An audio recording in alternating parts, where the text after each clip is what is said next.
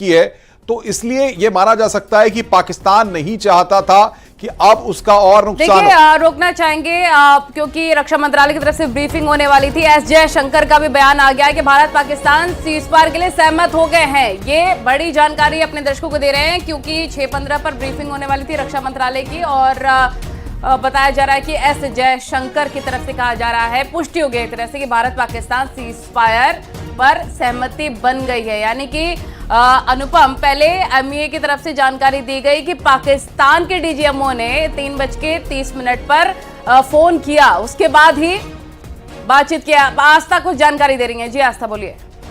शंकर ने इसको लेकर ट्वीट भी किया है और उन्होंने एक खास बात लिखी है। मैं वो जो अंडरलाइन बात है वो बता देती हूँ और ये वही है जो अनुपम बहुत देर से हम लोग चर्चा कर रहे हैं और हमारे गेस्ट भी इस बात को कह रहे थे। एस जयशंकर ने लिखा है, India has consistently maintain a firm and uncompromising stance against terrorism and its all forms and manifestations and it will continue to do so. अब आप समझे उस बात को कि भारत ने ये जो कहा था कि आतंकवाद रुकना चाहिए, आतंकी घटना नहीं होनी चाहिए, मतलब ये जो कार्रवाई है ना भारत की आतंक के खिलाफ, ये जो हमने करी है आतंक के खिलाफ, वो जारी रहेगी। अब ये पाकिस्तान को देखना है, अब गेंद पाकिस्तान के पाले में है कि एक भी आतंकी घटना भारत के अंदर अगर हुई तो ये हालात एक बार फिर से बन जाएंगे। ऐसा नहीं है कि भारत जो है अपनी अलर्टनेस छोड़ देगा, भारत जो है अपनी सेनाओं को वहां से हटा देगा, भारत जो अपने एम्यूनिशन इंस्टॉलेशन जो बीते दिनों हुए हैं उन सबको वहां से डिसइंटीग्रेट कर देगा। वो सब वैसे ही रहने वाला है, हमारी अलर्टनेस वैसे ही रहने वाली है। अनूप के पास एक बार चल रहे हैं। बड़ी खबर है, अजीत डोभाल पहुंचे हैं पीएम से मिलने। बड़ी खबर इस वक्त आ रही है, अनूप बातचीत करने के लिए हमारे साथ बने हुए हैं। अनूप, एनएसए अजीत डोभाल प्रधानमंत्री से मिलने पहुंचे हैं, प्रधानमंत्री को सब ब्रीफ किया जा रहा होगा।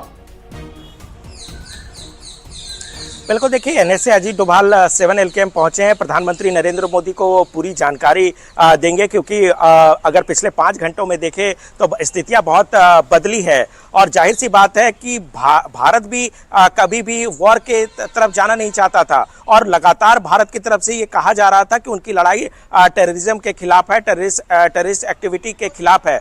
दूसरी तरफ आपको बता दूं कि पिछले 2 दिनों से जो चीजें हुई है वो पाकिस्तान के उकसाने की वजह से हुई है और पाकिस्तान को ये 2 दिनों में ये जरूर समझ लेना चाहिए कि अगर आप भारत को अगर इंगेज करने की कोशिश करेंगे तो खामियाजा बहुत भुगतना पड़ेगा और यही वजह है पाकिस्तान बहुत दबाव में थी। कल से हमने देखा कि न केवल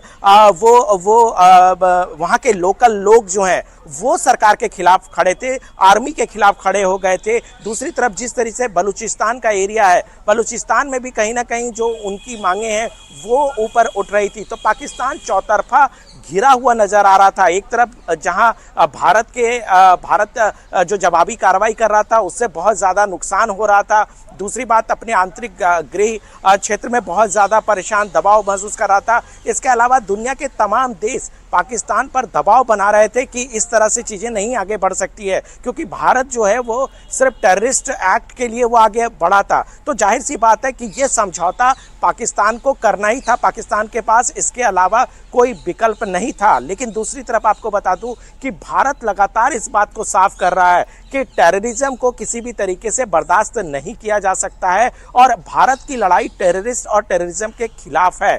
और दूसरी तरफ आज भारत सरकार ने साफ कर दिया कि अब के बाद जो भी टेररिज्म का कोई भी कार्रवाई होगी, टेररिस्ट अटैक होंगे, उसको एक्ट ऑफ वॉर माना जाएगा, यानी कि युद्ध जैसा हालात माना जाएगा। यानी कि वो भी एक तरह से चेतावनी। बहुत महत्वपूर्ण बात जानकारी आप दे रहे हैं। आस्था कौशिक के पास एक बार फिर चलते हैं।